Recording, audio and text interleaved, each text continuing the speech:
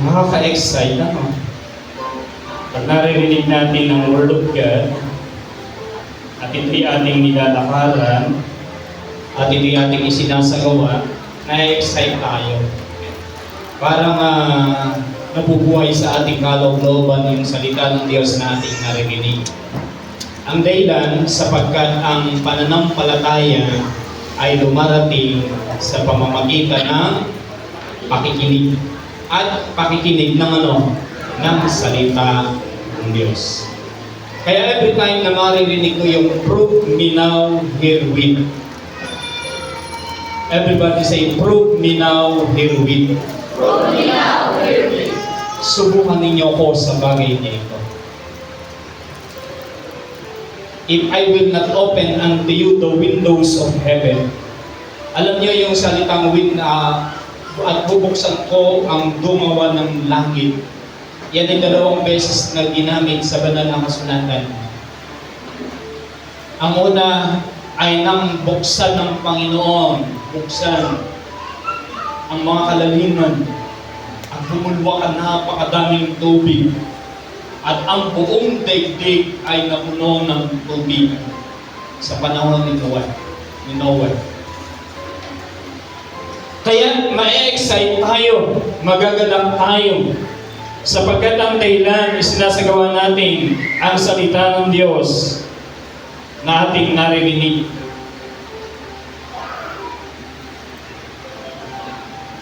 Prove me now herewith. Kaya yung mga leaders na sa kanila yung alam nila kung paano managutan. At ganun tayo tinuturuan ng Panginoon. Tinuturuan niya tayong managutan.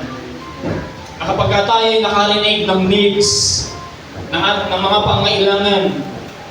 pangailangan ng church, pangailangan ng ating kapatiran, tayo nagagalak, tayo natutuwa, hindi tayo nalulungkot, hindi tayo nagkakaroon ng maling kaisipan. Ang dahilan sapagkat alam natin, needs exist to be met. Kaya may pangailangan ay para matugunan. Kaya every time na may hamon, ganun ang aming nadarama. Bagamat ang aming kaisipan ay umiikot, paano mapupunan? Subalit nandun ang aming kagalakan sapagkat aming napapatunayan ng salita ng Diyos kailanman ay hindi nagkakamali.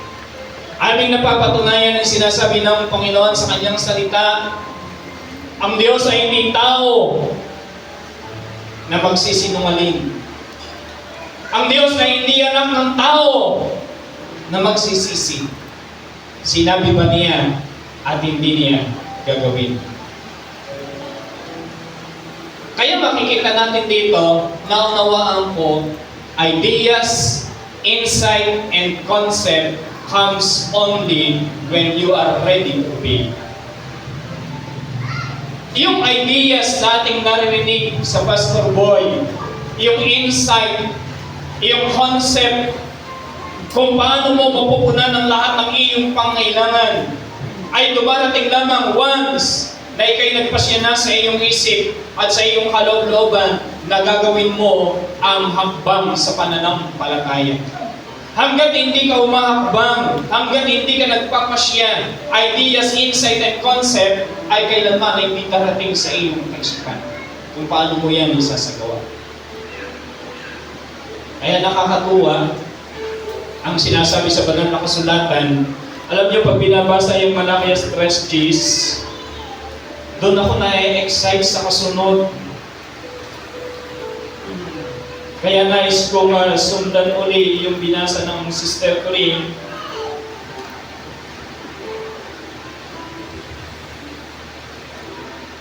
Doon ako na-excite. At sana mabuhay ito sa inyong kaloob-looban. Sapagkat ito ay pinagkaloob hindi sa mga non-Israelites. Ito ay sinasabi sa mga Hindi ito sinasabi sa mga taong walang tipan ang Diyos. Ito ay sinasabi sa mga tao na bayan ng Diyos. Ito ay sinasabi sa mga tao na kung saan ay nagkaroon ng tipan, pinatawad sa mga Israel at ngayon sa panahon nating mga spiritual Israelites. Kaya ito sinasabi sa inyo, hindi ito sinasabi sa mga iba na walang pagkaunawa.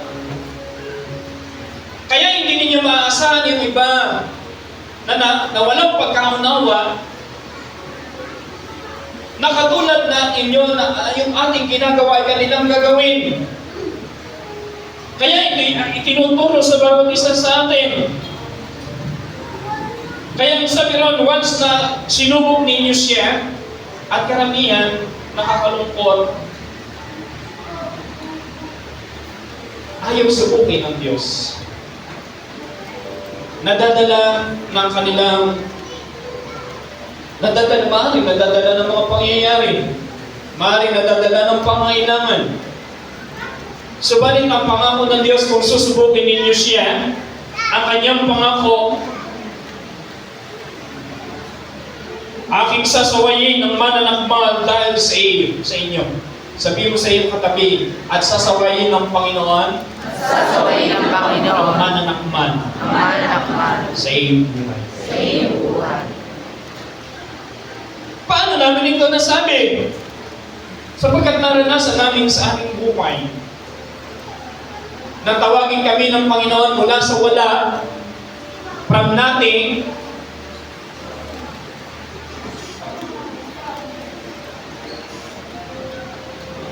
naging somebody.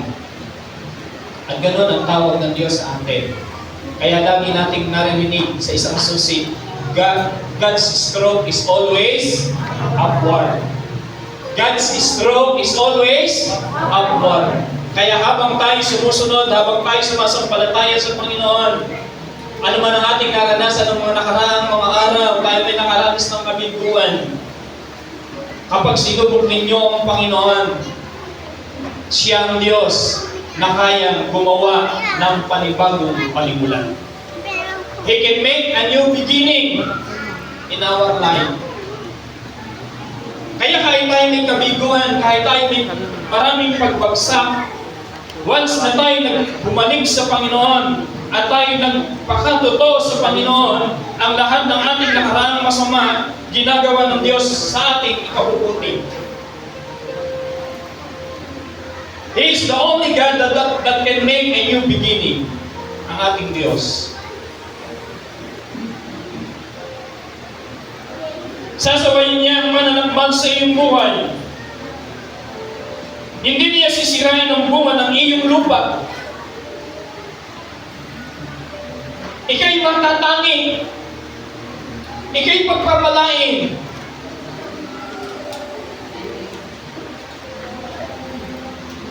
Kaya nga nito nakaraan doon sa ating ibang lesson, nabasa natin doon, at ang Israel ay nagkatuwa.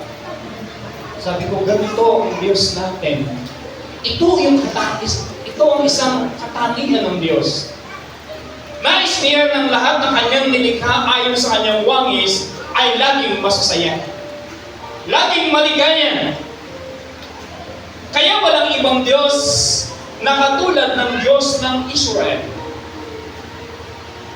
At walang bayan na katulad ng bayan ng Israel. Ang bayang Israel, every time na sila'y humaharap sa pagsubok, ang una nilang ginagawa, kinukuha nila ang kanilang mga panderetas. Kinukuha nila ang kanilang mga instrumento. Kinukuha nila ang lahat ng mga bagay ng magpuri sa Panginoon at sila'y nagsisimulang magpuri. At ganoon din ang kanilang ginagawa every time na makakaranas sila ng pagkatagumpay.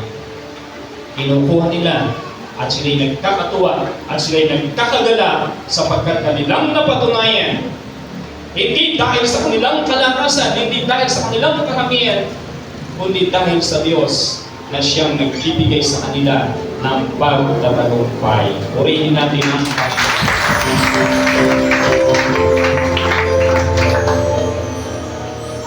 Kaya tayo tinuturuan ng Panginoon. Nito nakaraang mga linggo, isang beses ay pinanalangin ko si JR. God, at sa kanyang pagdalangin, siya ay umiiyak. At ang sabi niya, nagpapasalamat kami, Panginoon, sa iyong presensya, sa iyong bahid na aming nararanasan sa tuwing kami dumarating at dumadako sa lugar na kung saan nais mo kami ay tumaron. At dumating sa akin ito ang pagkakaiba ng mga mananampalataya na hindi doon sa nasasanay sa pamamagitan ng virtual. Iba yung iyong sarili ay naroon mismo sa church na ikay sumasamba. At habang ikay sumasamba, habang itinatas mo ang iyong kamay, ikay nagpupuri, ikay pumapalakpak, ang lahat ng iyong pasan, ang lahat ng iyong kalituan ay pawang nawawala. At nare-repress ka.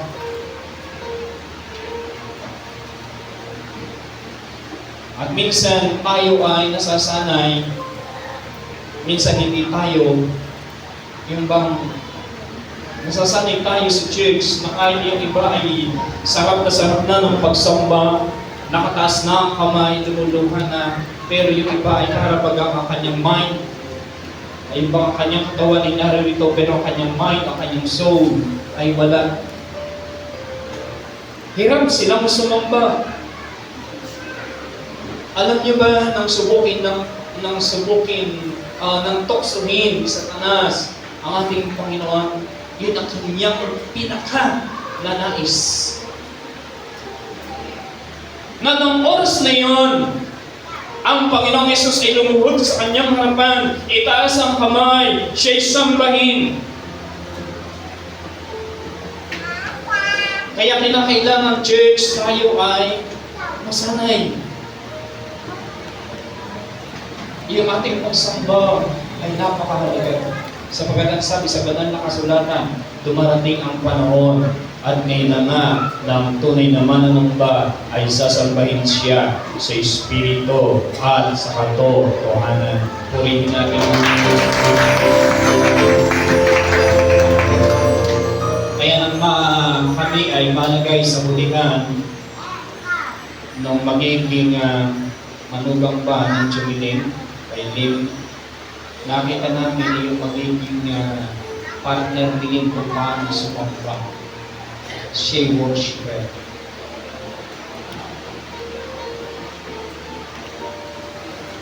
At iyon ang hinahanap ng Diyos sa atin.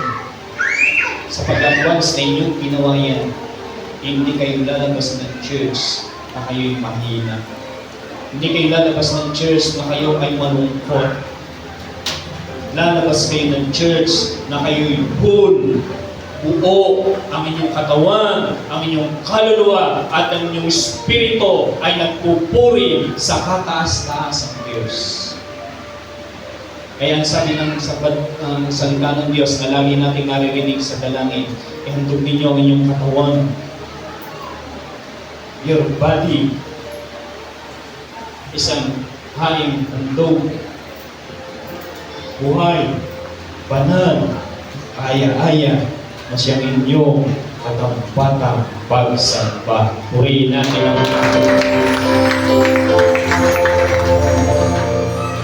kaya ako'y na-excite dito. Every time na pinag-uusapan ay malaki ang stress G's. Sapagkat ito'y para sa atin. Hindi ito para sa kanila na walang tipan ang Diyos. Ito'y para sa isang mananampalataya sa anak ng Diyos. Ni malalagas naman ang bunga sa di panahon ang iyong puno ng ubas sa parang sabi ng Panginoon ng mga kapatid. At ito ang isa pa, at tatawagin kayo na lahat ng bansa na mapalad. Bakit kayo magiging mapalad? Sapagkat kayo'y magiging maligayang lupain, sabi ng Panginoon ng mga kapatid. Ikaw ay magiging maligayang lupain. Once na iyong ginawa, once na iyong sinubukan ng Panginoon. Alam niyo ba yung salitang At ikaw ay magiging maligayang lupain. Yan ay binanggit ko sa 2 Corinthians. Hindi ko matandaan yung verse. Ang sabi roon, at nilingap ng Panginoon. Nang ibig sabihin, ang iyong kaabahan, ang iyong kawalan, mararanasan mo ang lingap ng Panginoon na sa ibang salita, mararanasan mo ang pabor ng Diyos na ang iyong pangangailangan ay pupunan ng Panginoon. Purihin natin ang Panginoon. At pupunan ng Panginoon ang lahat ng inyong pangangailangan. Kaya sabi ko, wow! Kaya pala ang mananampalataya, sila ay maligaya. Laging maligaya. Amen? Amen. Laging maligaya. Kaya sa isang kasaysayan, ang sabi ng pastor na ito, mayroong mga mananampalataya na sila ay hinarang, hinotap sa kalsada. At sila'y marami. At sila'y mayroong kasamahan. At ang mga hodaper, nang makita maganda ang sasakyan ay kinuha sa isang lalaki.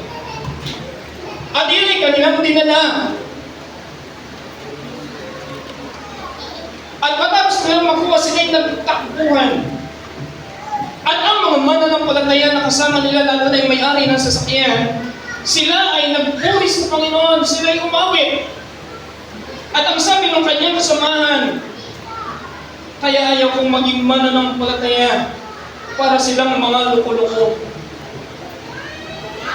Nanakawan na, kinuha na ang sasakyan, sila pa rin ay nakataas ang kamay, nagpupuri sa Panginoon, and after 30 minutes, bumalik ang mga magnanakaw, dala-dala yung sasakyan. At ang sabi, ayaw na namin ang sasakyang ito ang gusto naming sasakyan, at yun ang kinuha, at yun ang kanilang dinala. At ang sasakyang iyon ay sa pag-aari nung nagsabi, ang mga tao ito ay parang mga nagulog. At yung sasakyan na unang kinuha ng isang mananampalataya na siya nagpuri, nagpasalamat, at tuwang-tuwa, yun ay naibalik sa katunayan ng Diyos ay suma sa Kanya. Purihin ang Panginoon. At kayo ay magiging maligayang lupain. Sabihin mo, ikaw ay magiging maligayang lupain.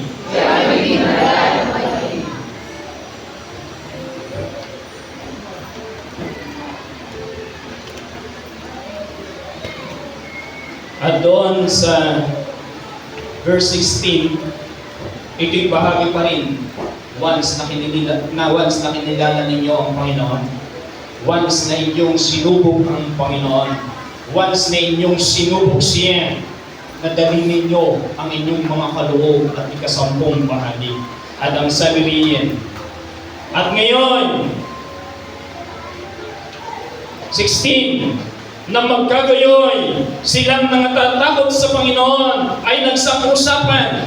Sino'y nagsang-usapan? Silang mga natatakot sa Panginoon. Sino'y mga natatakot sa Panginoon? Sila ang mga may tipan sa Diyos. Sila ang mga nakakakilala. Sila ang may relasyon sa Diyos sa pamamagitan ng pananampalataya sa ating Panginoon. At sa kanilang pagsasang-usapan, ang sabi ng banal na kasulatan, at pinakinggan ng Panginoon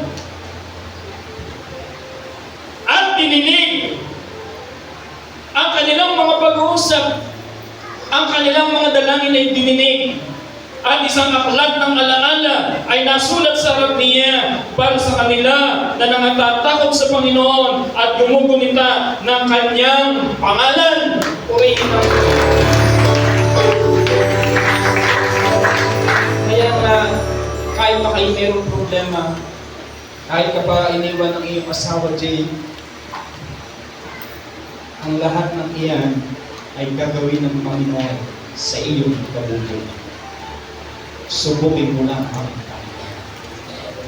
Sapagkat ang stroke ng Diyos, God's stroke for us is always upward. Kapag tayo hinihimuran, parang baka, pataas, pataas. And He is the God that can make a new beginning. Amen? Ayaw masarap. Troubles are common. Sabi mo sa ating pinag-aralan itong nakaraan. Troubles are common. You must master trouble. Ang trouble ay pangkaraniwan. Kaya sabi ng Panginoon, ikay magpakalakas at magpakatapang. Hindi ba kita inuutosan, ikay magpakalakas at magpakatapang? Bakit sinabi ng Panginoon, ikay magpakalakas at magpakatapang? Anong dahilan? Ang dahilan, sapagkat may mararanasan ka ng troubles. Hindi ka pwedeng maging isang conqueror, hindi ka pwedeng maging isang more than conqueror kung wala kang kino-conquer.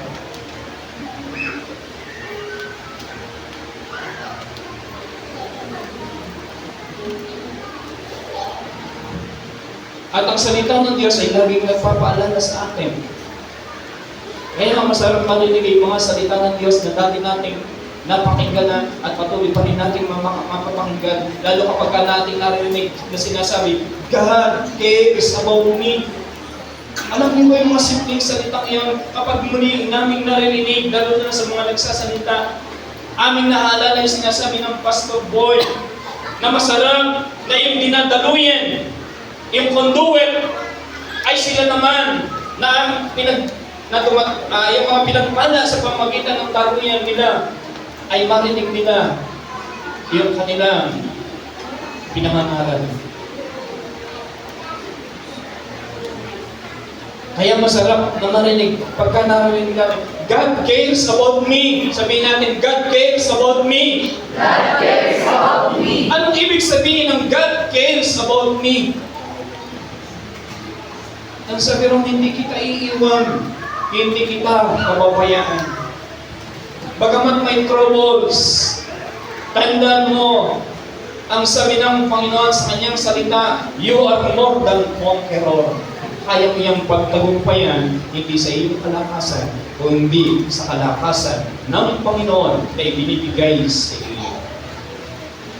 Kaya kailangan mo ang Panginoon. Hindi mo yung kakayanin sa iyong sarili lang. Kaya mahalaga na ito'y magpasya. Napakabuti ng Diyos na ating pinag-ibig. Amen? Amen. Kaya God cares about me. God cares about you. God cares about us. Purihin ang Panginoon.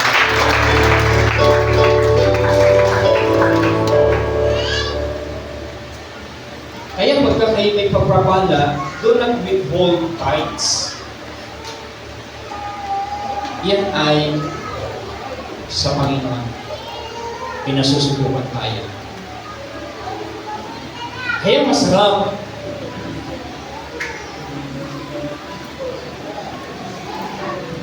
Minsan, ang kalaban natin diyan ay ang inyong mind. Subalit ang mind na yan ay lumalakad lamang kapag kauna. Pero kapag yan ay nasanay at naunawaan niya ang salita ng Diyos, matutuwa niya yan.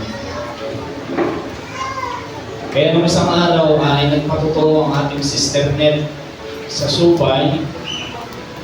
Natutuwa kami kasi ang Sister Ned ay nung una pinatotoo namin, binabanggit namin sa Ono ang dahilan para maisama sa dalangin, ay tatawag sa virtual para may dalangin. At ngayon ang ating Sister Ned ay balik na yung kanyang dating health. Mahaba na rin yung buhok. Ang kanyang buhok ngayon ay para ng kay Sharon Corena. Ayun. Ayun ang ating Sister Ned. Balik na yung kanyang dating itsura ng katawan. At ang sabi ng salita ng Diyos, ang pinagaling ng Panginoon ay mananatili magaling. Purihin natin ang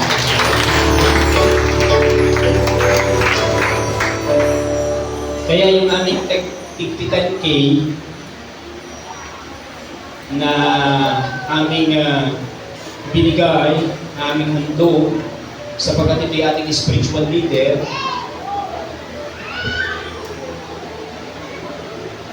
Nakita namin kung paano siyang magpasya. Siya ay may gift ng tinatawag na decision-making capabilities. Isang katangian ng leader na dapat ay mayroon siya. Sapagkat ang leader ay dumadating sa punto na may pagkakataon na siya na lang ang magpapasya. May mga pagkakataon na sinusubok ang pasya. Kaya ang leader kapag siya ay walang decision-making capabilities na bait ng Diyos, maaaring mawala doon sa linya, sa direksyon na nais ng Diyos na patunguhan at tahakin niya. Kaya nang kami ay nagmi-meeting, ano yung pwedeng may pagkaloob ng bawat churches, pagtatanungan, lahat madaling magsagutan. May sumagot 20,000 po kami, 10,000 po kami, 5,000 po kami. Kaya nga tayong tatlo, bubong, subay ang pinagatan ng big 10K. At yung lahat ay napunan ng Panginoon. Pinunan ng Panginoon on one day na activated. At lahat kayo ay naging bahagi doon. Amen? At masaya na ikaw ay nagbibigay sa Panginoon. Alam niyo ba, may nagpasa akong akulat. Isang akulat na accidentally nabasa ko tungkol sa kay Satan na ginagamit ng mga. Alam niyo ba na yung mga taga Middle East, sila yung may mga pinaka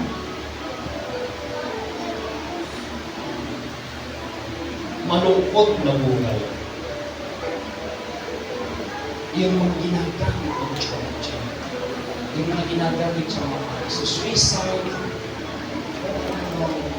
Subalit nung mabasa ko at patuloy natin binabasa, ang tangian ng Diyos, siya'y masaya.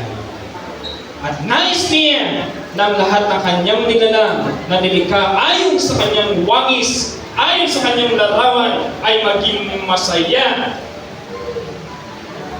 At yan ay magyayari lamang once na tayo sumampalataya, isinagawa ang salita ng Panginoon. Purihin ang Panginoon. Kaya church, matuwa tayo, magalak tayo, magkatuwa tayo, sapagkat ito ang nais ng Diyos, tayong lahat ay maging masaya. Amen? Amen. Prove me now, really. Kaya ako lang yung tinuntong kay sister. Ako lang na-excite. Amen? Masaya. Masaya. Kaya dapat talaga ituturo natin sa ating mga anak na sila ay huwag lumayo. Naalala ko na yung God's way of doing things. God's way of doing things is based on eternal laws. Habang ang langit at ang lupa ay nananatili, ang pag-asik at ang pag-aani ay hindi magdidika. Napakasarap na ang pangarap ng Diyos sa iyo ay maging isang maligayang bansa. Pinagpalang bansa. Maligayang mga pamilya na naglilingkod sa Panginoon. To God be all the glory.